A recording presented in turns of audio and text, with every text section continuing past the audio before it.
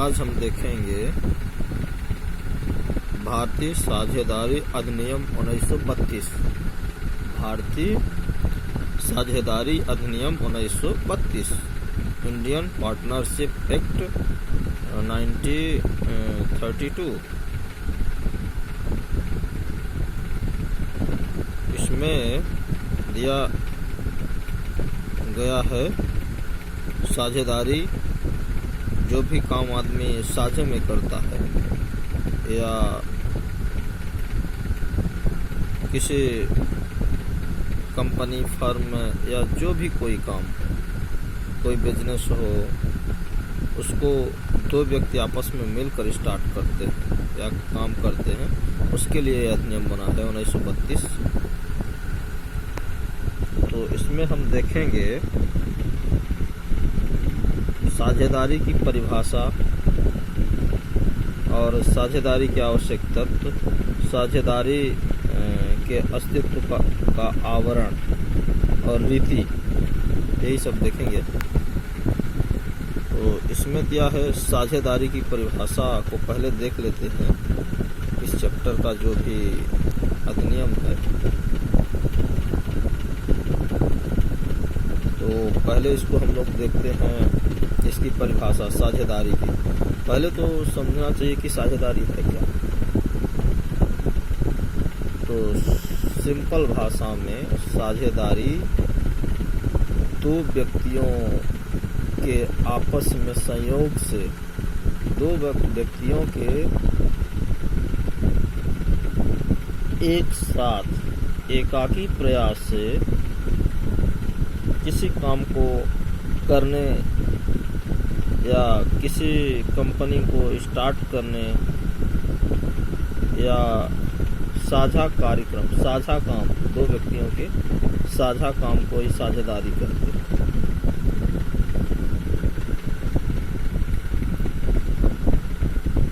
तो यहाँ पर देखेंगे परिभाषा उसकी, साझेदारी की परिभाषा। इसमें दिया है साझेदारी की परिभाषा में साझेदारी अधिनियम की धारा 4 में दी गई है। अब इसकी जो परिभाषा है, साझेदारी की जो परिभाषा है, ये भारतीय साझेदारी अधिनियम 1932 की धारा 4 में ये साझेदारी की परिभाषा दी गई है, जो इस प्रकार है। भागिता उन व्यक्तियों के बीच का संबंध है। अब यहाँ पर साझेदारी या भागिता एक ही चीज है। उन व्यक्तियों के बीच का संबंध है जिन्होंने किसी ऐसे कारोबार के लाभ में अंश पाने का करार कर लिया है।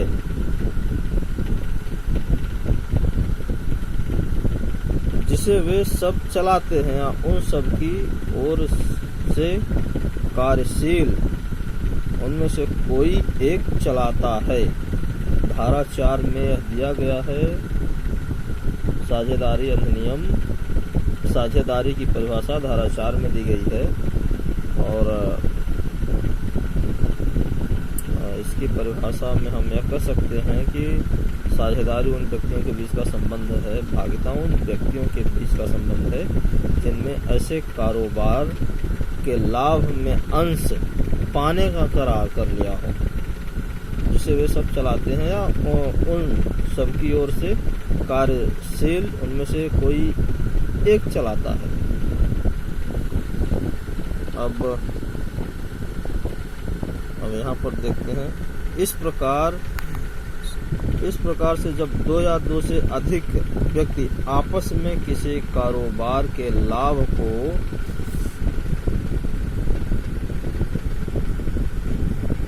बांटने के लिए मिल जाते हैं और जिस कारोबार को वे सब अथवा उनमें से कोई एक चलाता हो, तो इस प्रकार मिलने पर उनके मध्य जो संबंध उत्पन्न होता वह साझेदारी कहलाता है।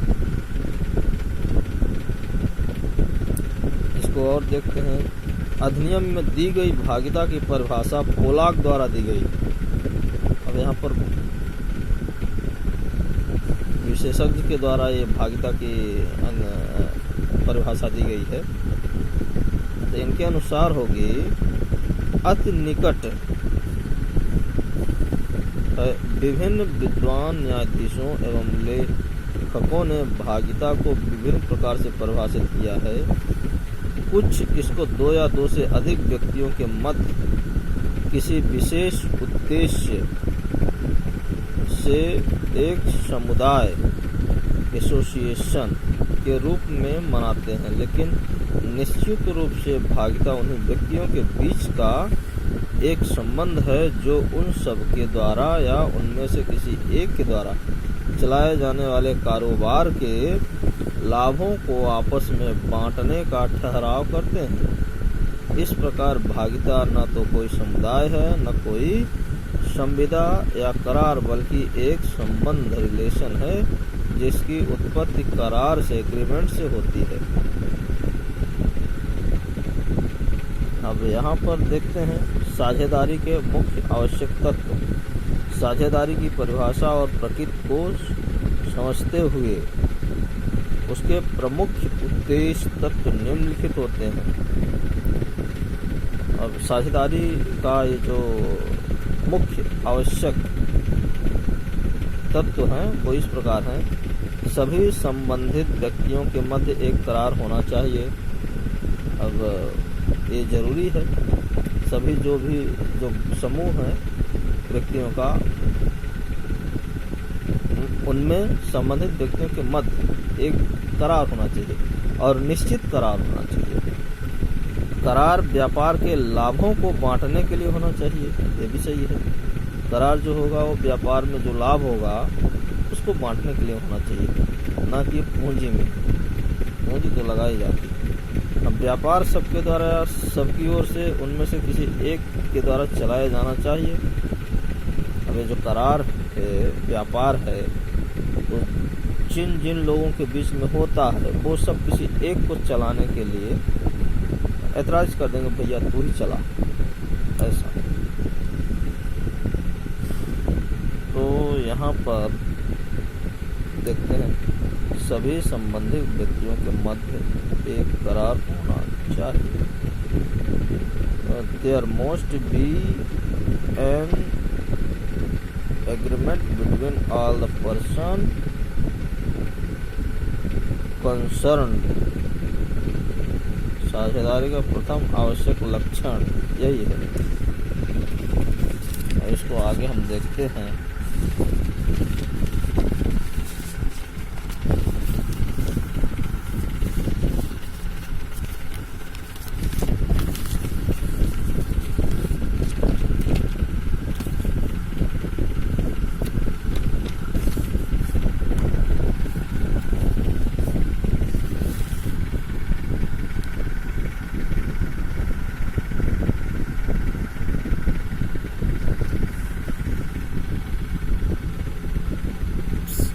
करार व्यापार के लाभ को बांटने के लिए होना चाहिए।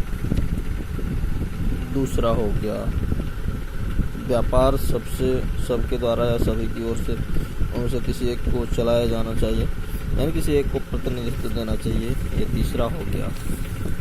इस तरह ये करार है।